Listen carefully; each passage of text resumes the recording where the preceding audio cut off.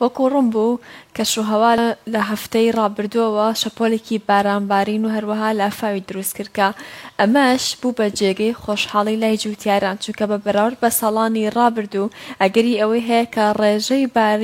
بارانبارین زۆر بێتوڕ و لە زیادبوون کا بەمەش بەرهەمی کشت و کاڵ و کەرتی کشت و کاڵ بەرەبووم و بەرەکەتی زیاتر بێت بۆ قسەکردن لەسەر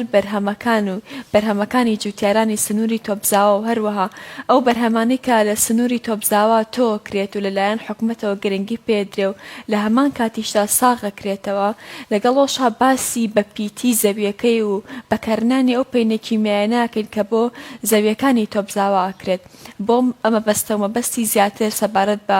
کارەکانی جوتیارانی سنووری تۆپزاوە میوانداری زۆر بەڕێز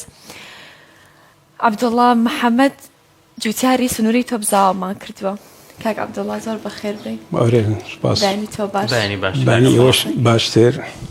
و بەیانی بینەرانی تەلەڤیزیۆنی کەرکووک باشتر. زۆر سوپاس. یاخوا بەخێر بێی. تۆپزاوە چۆن بوو؟ کەشوهەوای چۆن بوو؟ واللهی لەخوا بەزیاد بێ ئەم ساڵ تۆپزاوە کەشوهەوایەکی زۆر خۆشی هەیە لەبەرەوەی بارانەکان لە کاتی خۆی باری و الحەمدوللا زەوی کشت و کاڵەکانمان زۆر باشە و با بێنە سەر ئەم بارانە ینی لە قورئانی پیرۆز خودای گەورە چەندێک باسی باران و شتۆمانی کردووە و لەبەرەوەی باران یعنی ئاو یعنی ژیان لە هەر شوێنێک ئاو نەبێ یعنی ژیان نییە کە ئاو هەبوو یعنی ژیان هەیە. يعني آياتك لسورة ياسين وآيات لهم الأرض الميتة أحييناها وأخرجها منها حبا فمنه يأكلون صدق الله العظيم. يعني والآيات ديكش لسورة ديكش لسورة قاف ونزلنا من السماء ماء مباركا فأنزلنا به جنات وحب الحصيد نخل رزقا للعباد وحينا به بلدة ميتة. يعني أما هم باسي كوا باران ئەکە ئاو ئەکە چی سوودێکی هەیە بۆ مرۆڤ چی سوودێکی بۆ ئینسانیەت چی سوودێکیە بۆ خەڵقەندەی ئەوخوایە کەوە لە هەر شوێنێک باران هەبوو یعنی ژیان لەوێ هەیە و الحەمدوللا ئێمەش لە کوردستان بارانێکی باشمان ناوچەکەمان بارانێکی باش لێ دەبارێ سەرڕای ئەوەی ساڵانی 2021 و 22 و 23 تقریبا وشکە ساڵی بوو و خۆمان ئەبینین لە جیهان یعنی وشکە ساڵی لە زۆر شوێن یعنی باران کەم بۆتەوە ئەوەی بەهۆی بەرزبوونەوەی پلەی گەرما ئەبین بەستەڵەکان لە قوتبی شیمالی ئەمانە ئەتوێنەوە لەبەرەوەی بەهۆی بەربوومی مثلا ئەم سناعەت و شتە ئەمانە هەمووی بۆتە هۆکار بۆی پلەی گەرما بەرز بێتەوە و ئەگە پلەی گەرماش بەرز بێتەوە باران ڕێژەی بارانبارین کەمتر بێتەوە و خۆشبەختانە ئێمە لە هەرێمی کوردستان لە کەرکووک بە تایبەتی ناوچەیەکی هەنی هی ئەوەیە باران زۆر لی ببارێ الحەمدوللا ئەم ساڵ لە کات و وەختی خۆیە کە بارانباری بۆ زەوی کشت و کاڵەکانمان زۆر باشە الحەمدوللا ئێستا کشت و کاڵەکانمان لە وەزعێکی زۆر باشە. زەوی کشت و کاڵەکانی سنووری ئێوە بۆ چ بەروبوومێک زۆر بە پیتە یاخۆت بۆ چ بەربوومێک زۆر باشە ئەو بەروبوومانش کە لە سنوورەکەی ئێوە دەچێندرێ و حکومەت و کارتان دەبێ چ بەروبوومێکە زیاتر؟ واللهی بەروبوومەکان قۆنا بۆ قۆناغ فەرقێ جیاوازی هەیە. پێشتر لە ساڵانی چلەکان و پەنجاکان لای ئێمە بەس لۆکە ئەکرا لۆکە لەبەر ئەو کاتە حکومەت لۆکەی لێت وەرەگرت بە سعرێکی باش جوتیارش هەر شتێکی قازانجی زیاتر هەبێ اقتصادی باشتر بێ یعنی ئەوە بەکاردێنێ. ئێستا کە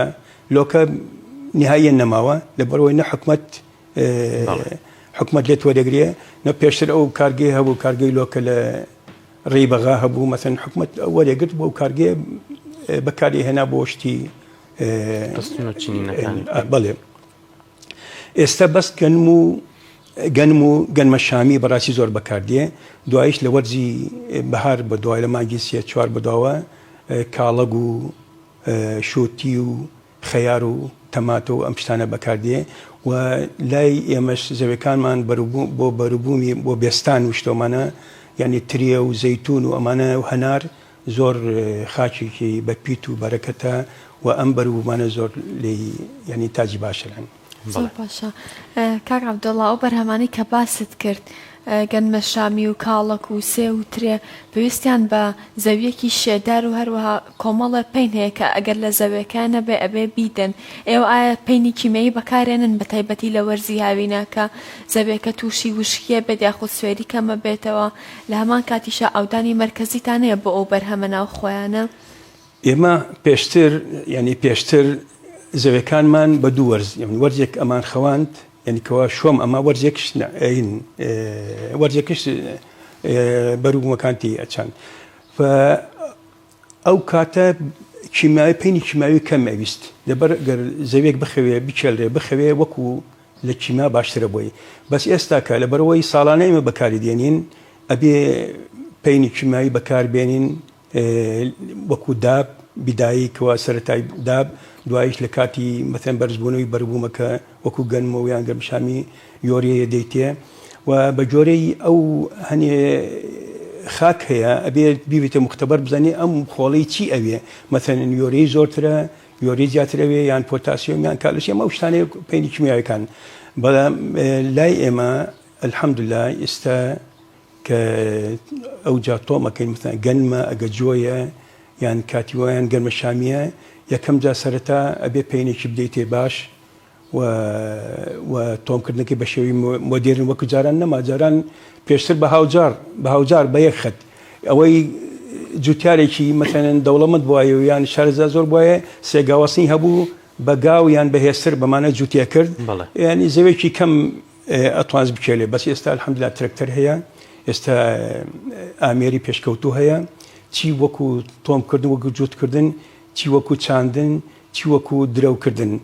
پێشتر ئەگەر بەراوردیکە لە بین درەوی ئێستا و یان جووتی ئەوجا و جووتی ئێستا و یان درەوی ئەوجا جاران و درەوی ئێستا جاران بە پاڵا بە داسوولکە خەڵکەچی درەوێ کرد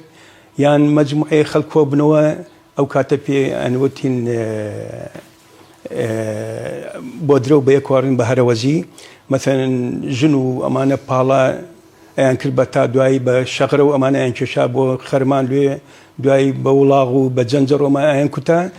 ینی شتێکی زۆری ویست ینی تا تۆ بەروبوومە بیانتە دین بەس ئێستا الحەمدوللا مەثەن جووت بە ترێکتەرە ینی ترێکتەرش ئەنواع هەیە بە خرماشە هەیە و بە ساج هەیە و بە فەدان هەیە و بە زۆر شتی تر هەیە و لە درەوکردنشە لە چاندنیش بە تابیع و ئەمانە هەیە لە درەوکردنشە بە دەڕاسە و لە کاکوتان ئەمانەشەوە مەکینەی کاو ئەمانە هەیە و ئیسە دەڕاستش بینیتان دەرچووەکەوە مەکینەی هەم درەوێکە و هەم کایەکەشە کوتیە و هەم بە عەربان و شتمانە هێنی بۆ شوێنی واین ئەنجا فەرقی زۆرە لە بین ئێستا و ئەوجا بەروبوومی ئێستا زیاترە ئینتاجی زیاترە لەبەرەوە پەینی کیمیاوی ئەبێ جوتیارش خۆی ئەبێ هوشیار بێ لەسەر ڕێنمایە کشت و کاڵەکانە بێ بەکاربێنێ مەثەن ئاو زۆر بدەی مەثەن خراپە ئاو کەم بدەی مەثەن خراپە چی کاتێ ئاوە دەی چی کاتێ ئاو نادەی چی کاتێ تۆمەکەی چی کاتێ دەرمان لێ دەی چی کاتێ مەثەن ئەو جاوگژەی کەوا ناو دەغڵدانەکەت هەیە لە چی کاتێک تۆ مکافەحەیەکەی ئەبێ جوتیاری ئێستا الحەمدوللا وشیارە ئامێری پێشکەوتوو بەکاردێنێ بۆیە ئەبینین بەروبوومەکان پێشکەوتوو بێ سەبارەت بە پرسیارەکەت کەوا حکومەت هاوکاریتان ئەکایان ناکە ئێمە ناوچەی ئێمە هەموو زەویەکانمان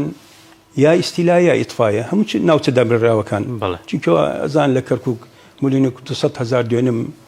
300,000 ئیستیلایە و 900,000 دوێنیم لە زەویەکان هەمووی ئیتفایە خۆشبەختانە فترێ بەلیستەوە قەراڵی 29 دەرچووکەوە بۆ ئەم زەوی ئیتفانە بگەڕێ بۆ خاوەنداریتە ئەسلەکانیان و تا ئێستا بەس عقدەکان هەڵەشاوەتەوە بەس زەویەکان نەگەڕەوەتەوە بە خاوەنەکانیان و ئەو زەوی ئیستیلانە هێشتا هیچ ئەبێ بڕیارێکی پەرلەمانی عێراق لەسەری بدرێ بۆی زەویەکان بگەڕێتە بۆ خاوەنداری ئەسلەکان ئەوی هێشتا کێشە و تەگەرەی گەلێ زۆرە ئەنجا حکوومەتی عێراقی لەبەرەوەی زەویەکانمان ئیستیلا و ئیتفایە هیچ هاوکارمان نابێ چی لە دەدانی پەینی کیمیاوی چی لە نووسینی جوتیارەکان ناوەکانیان وەکو داخل پلان ناکرێن کە داخل پلان نەکرێت تۆ لە هەموو ئەو کەرەسانێکەوە حکومەت ئەیدا بە جوتیار تۆ بێ بەشەبی بەداخەوە ئەبێ حکومەتی عێراقی حکومەتی هەرێم حکومەتی ناوخۆیی ئەبێ هاوکاری جوتیار بکە چونکی جوتیار ئەو بەروبوومە کەوا ئینتاجێکە بۆ چییە بۆ ئەمە ئاسایشی خۆراکی وڵاتەکەت تۆ دابینەکە بۆ بچی لە وڵاتانی دەرەوە تۆ بەروبوومی مەثەن گەنم و مەثەن گەنمە شامی و ئەڵفۆمانە بێنی بۆچی لە جوتیاری ناوخۆ دامێکی ناکەی بە پارەیەکی کەم ئەو پارەی وا تۆ پێ لە سەعبە ناچێتە دەرەوەش لە دەرەوە بەروبوومی ئاسایشی خۆراکی خۆت دابین بکەی بە پارەیەکی زۆر بەڵێ کەوابێ وەکۆی ئاماژەی پێداکە حکوومەت هاوکاریتان ناکە کاک عەبدوڵڵاکە بەرهەمێک دێتە بەرهەم ئێوە چۆن بازاری فرۆشتنەکەی بۆ دابینەکەن ئایا لە ڕێگەی پەیوەندیە خودەی بەنا ئەلوەکانی شاری کەرکووک یاخود دەرەوەی کەرکووک چۆن ئەو بەرهەمە ساغەکەنەوە بۆ فرۆشتن وڵای خۆی خۆ بێ حکومەت پیلانی بێ پیلان چی وەکو پرۆژەی ئاودێری چی وەکو ڕێنمایی کشتتوکاڵەکان چی وەکو مثلەن مەخازنی بۆ هەڵگرتن چی وەرگرتنی بەروومەکان لە جوتیاری ئێمە وەکو ناوچەی ئێمە لەبەر ئەوەی وتمان ئێمە داخلی پیلانی ئەوە ناکرێن لە هۆ بە کشتتوکاڵەکان لەبەرەوەی زەویەکانمان چی ئیستیلایە و چی ئیتفایە ئێمە داخلی لە دەرەوە پیلان ئێمە نووسن لە دەرەوە پیلان لە دەرەوە پیلان چۆن یعنی هیچ شمل تو ناکە بەس بەروومەکە دوایی لە کۆتا لێت وەرئەگرن ئەگەر لێتیان وەرنەگرت چونکی جوتیار بینی مەسرفی زۆر گرانە مەسرفی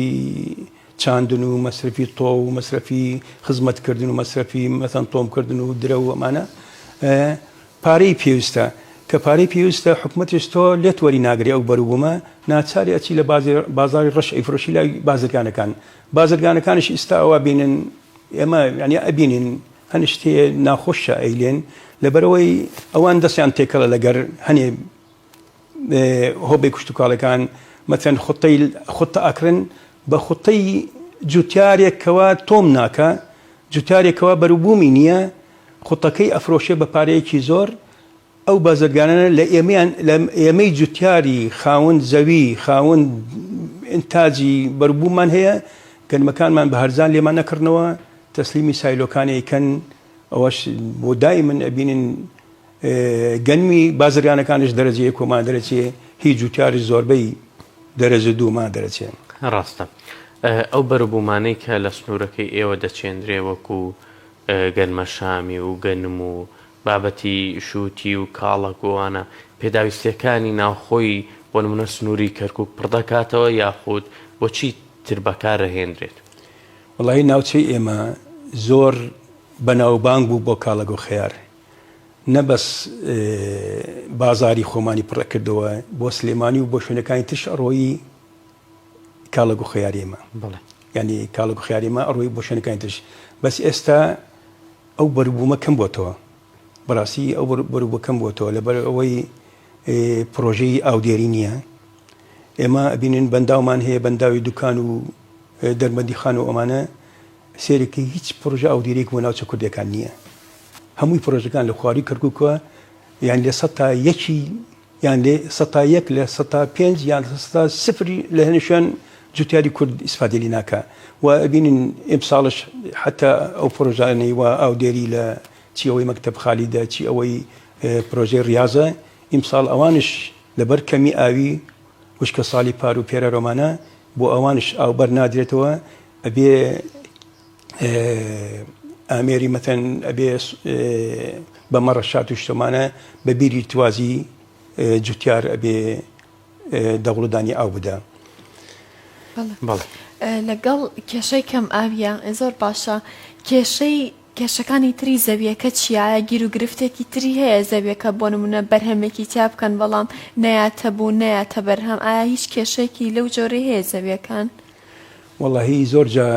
ئافات ئەمانە زۆر ینی مەتەن پار ئێمە مەتەن شووتیمان کرد شووتەکان بەرهەم نهات چاک لەبەرەوەی وەکو مادەی کبریتی لە ئەو غازی شیمالەوە یان لە جابەجارێ هی کبریتی میشراقی مووسڵەوە ئەوە چەند ساڵ بەلیستە ئەوە بوو ینی هەنێ بەرووبوومەکانمان تووشی نەخۆشی هات و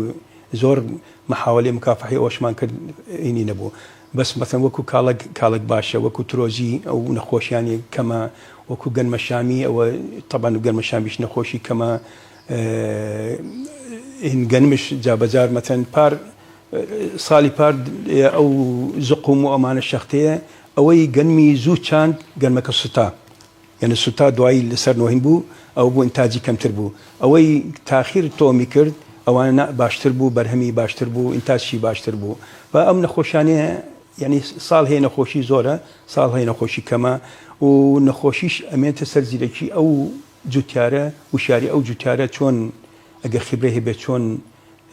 هەنێ مەوادی دژی ئەو نەخۆشانە بەکاردێنێ و ئەو ئامێرانی وا بەکاردێنێ چۆن بەکاردێنێ و غەڵەتش بکالەی لەوانە لەوەیە زەرەر و زیانی زیاتر هەبێ بووە ئەگە باش بەکاری بێنێنە بەروبوومەکەی باشترە بێن. زۆر باشە. بێگومان تا ئێستا ڕێژێکی بارانبارینی زۆر باش باریوە تا ئێستا زەرەر و زیانی نەبووە بۆ کشت و کاڵەکانی ئێوە؟ خۆشبەختانە تا ئێستا هیچ زەرەر و زیانێکی نەبووە. باران بۆیە پێغەمبەر صلی الله علیه وسلم کەوجا باران بارێ اللهم صیبا نافعا لەبەرەوەی بەخێر بێ چونکی باران هەیە زۆرجار لافاو دروستەکە مەثەنەوە بینین لە تەلڤیزۆن مەثەن جوتیارێک مەثەن مەڕووماڵاتەکەی چۆن ئاو بردێتی ئەگریا و ئەمانە یعنی جار هەیە بارانێکی زۆر و ئەمانەش لافاو ئەبێ زەرەر و زیانی بێ بەس الحەمدولله ئیمساڵ لای ئێمە هیچ زەرەر و زیانێکی نەبووە لە خێر و بەرەکەت زیاتر هیچی نەبووە بۆ دەغڵودانەکانمان گەلێ باشە بەرەوەی ئاودان خۆی بزانە ئاودان یەکەم تۆمت کرد مانگی مەثەن لە 15 مەثەن 11مانە کە تۆمت کە ئاویشی باش بدەی مانگی دوو ئاو زۆر زەرورە ئیمساڵ لە مانگی دوو ئەم بارانی وا چەند ڕۆژە باری زۆر بارانێکی باشە خێر و بەرەکەتە بۆ جوتیار و ئینشاءالله هەم بەهارە باران و ئەمانە بێ ئەم دانەوێڵە و گەنمەکانمان بەروبوومێکی باشە بێ ئەگەر خوا ئافات و شتۆمانەمان ئینشاءالله واتە لە ئێستای بەروبوومەکان زۆر پێویستیان بە ئاو نییە ئەو ڕێژە بارانبارینە تێر ئاوی کردووە ئێستا ئەم ڕێژەی بارینە تێر ئاوی کردووە هیچ پێویستی بە ئاودان نییە حتا ماوەیەکی 20 ڕۆژ لەبەرەوە ئەم دەغڵە ئەم گەنمە سێبەر لە خۆیەکە پێویستی بە ئاو لەژێر و هەتا ڕەمێنێ پێویستی بە ئاو زۆر نییە و بەهارە بارانی کەم مانگی 4 و مانگی 3 و ئەمانە ئینشاءالله بەهارە بارانش زۆرە بێ تەوەقعاتی ئەوەش هەیەکەوە لە ئەنوا جەوێکەوە باران بەهارە بارانکەوە زۆر بێ و خۆشبەختانە ئیمساڵ تا ئێستا ڕێژەی بارانبارین لە ساڵی پار تێکرای ساڵی پار زیاتر بووە مەثەن بەنداوەکان مەثەن ئاویان زیاتر لە مەترونی ئەومانە بەرز بۆتەوە بەڵێ کەوا بێ ئێوە وەکو جوتیاران دیدەنی ئێوە زیرەکترانەتر و لێهاتوانەترە بە بەراورد بە ساڵانی پارکە ڕێژەی بەرهەمینانی بە تایبەتی گەنم و جۆ و دانەوێڵەکانمان زۆر ڕوولەکەمی بوو ئایا بەپێی پێشبینەکانی ئێوە یاخۆت بینینەکانی ئێوە ئەمساڵ ڕێژەکە باشە بەیانی ئەوە نابێت کە غەزێنێ حکومەت پڕ بکاتەوە؟ وەڵاهی کەرکووک زەویەکانی زۆر بە پیت و بەرەکەتە ئەلحەمدوللا ئیمساڵش ئەم بارانبارینە لە کاتی خۆی بارانباری و بارانێکی زۆر باری و زەوێکی زۆرش تۆم کراوە بە گەنم و بەدانەوێڵەوەمانە ئینشاءالله ئێمە هەموو ساڵێک سالۆکانی کەرکووک بەشی ئەوە ناکە ئەو نەگەنمی هەیەکەوە لێرە خەزنەکە ئەینێرن بۆ شوێنێکی تر مەثەن سالۆی کەرکووک بەداواکانی لە حکومەت با سالۆ زیاتر بکاتەوە شوێنی خەزنی گەنم و ئەمانە زیاتر بێ بۆی بۆ بچێ بۆ دەرەوەی شارەکان هی کەرکووک چێ بۆ شارەکانی تر بۆ بەقا بۆ شوێنەکانی ترڕە طبعاً یەکەن بە ئارد و ئەمانە داباشەکەن بەسەر هاوڵاتیان بۆی ئاسایشی خۆراک مەثەن دابڵکن. زۆر باشە بابینە سەر ناوچەکەتان جوتیاران ڕۆژانە بە چیەوە خەریکن جگە لە بەروبوومە کشت و کاڵەکان ئەو هەرەوەزیە تا ئێستا لە سنوورەکەی ئێوەیە ماوە کە کات خۆی هەبووە و شەوانە بە چیەوە خەریکن جگە لە بابەتی کشت و کاڵ؟ وەڵڵاهی ئێستا خۆتە نەزانن یعنی دنیا پێشکەوتووە وەکو جاران نییە جاران یەک وەرزێک کە تۆتە کرد یعنی 3 مانگ 4 مانگ تۆ 6 مانگ دائنیشتی لە ماڵ بێئیش و بێکار تا وەرزی باران و تۆمکردنەوە هاتەوە ئێستا بەردەوام یعنی ساڵ 12 مانگ تۆ ئەتوانی مثلا پێشتر مثلا تەماتە دەبینی یەک وەرز تەماتە دەبینی جاریکە لە بازار ناتبینی ئێستا هەموو کاتێ بینی تەماتە خەیار بەروبوومە کشت و کاڵەکان هەموو کاتێک لە بازار هەیە بۆیە جوتیار ئێستا بەردەوام خەریکی ئیش و کارە مثلا گەنم تەوا بێ خەریکی گەنمە شامیە گەنمە شامی تەوامەت خەریک کاڵەگە خەریکی تەماتەیە خەریکی بامێ چاندنی بامێ و ئەمانەیە یعنی وەکو جاران ئەو کاتە نەماوە جوتیار ئەو کاتە نەماوە بۆ هەنێک پێشتر یاریە کرا و شتەکرا شەوانە و دانیشتن و ئەوانە گشتی کەم بۆتەوە نەبەس لای جوتیار و لە هەموو شوێنەکانی تر بەسایی ئەم پێشکەوتنە تەکنۆلۆژیا و ئەم مۆبایل و ساتەلایت و بەڵێ کەوابێ لە سنووری ناوچەکەی ئێوە ئایا بەرهەمی نایلۆن یاخود ژێربەیت هەیە ئەگەر هەیە زیاتر چ بەرهەمێک هەیە ئەوانی کە لە ژێر بیت هەیە خۆ نایلۆنە بەرهەم هەیەن بۆ منە تەماتە و خێرە و کە بەربڵاوترینیانە والله بەرهەمی مثلا خانووی پلاسیکی من یەکەم جا خۆم هێنام بۆ دیەکەی خۆمان یەکەم جا خۆم هێنام بۆ دیەکەی خۆمان لە ناو حەوشی خۆمان دوو بیتی پلاسیکی دوایی کردمە حتا 5 و 6 ئەمانە بەرهەمی باش بوو و ئینتاجشی باش بوو یعنی ڕۆی اقتصادیشەوە بۆ من باش بوو بەس ئێستا سێرە کرد مەتەن جا خیار مەتەن کیلۆی 1050 لە 100 دیناری کرد ئێستا خیار کات ئەوە نەهین بووە جارێ بۆ 200 دینار بۆیە شتێکی اقتصادی نییە بۆ مەتەن ئەو هیلاکەتی نایەنێ ئێستا من یەک خانوویش پلاستیکی مەشتۆ بۆ خۆم ئەویش هەر بۆ شتی ناوماڵی بۆ خواردنی خۆمانەمانە بۆیە خانووی پلاستیکی بەڕاستی ئەگە زۆر بێ بە شێوەیەکی عیلمانە بەکاری بێنی ناتوانی بەروبوومی چاک و ئینتاجی باش هەیە و اقتصادێکی باش هەیە بۆ جوتیار تۆ توانی بژۆری وەرزەکان مەثەن ئێستا بڕۆ بامێ بە چەندێکە ئێستا لە بازار وابزانام چولەی لە 25,000 زیاترە تۆ توانی کاتەکەی کچی کاتێ بامێ تۆم بکەی ئەو کاتە دەربچی ئەتوانی ینی بەس ئەوەش ئیمکانێتیوێ و جوتیاری وشیارێوێ و ئێستا خۆشبەختانە ببینی لە تاسلجە و لە چەمچەماڵ و لە شوێنەکانی تر چی پێشکەوتنێکەیە لە ڕووی خانووی پلاستیکیەوەمانە بەس لە ناوچەی ئێمە ناوەڵە ئەو احتیمامە نییە بە خانووی پلاستیکیەوەمانە باش دەسە خۆش بێ ماندوومان کردی زۆر سپاس بۆ بەڕێز عەبدوڵڵا محەممەد جوتیار لە ناوچەی کەرکووک و هەروەها تۆبزاوە زۆر سپاس بۆ ماندووبووی بۆ ئێوە سوپاسی بیرانانی تەلڤیزیۆنی کەرکووشەکەین لە ناوچە دابڕەرۆکان بەگشتی و لە کەرکووک بە تایبەتی زۆر سپاس ماندوو نەبی دەست خۆش بێ بە خێراتی.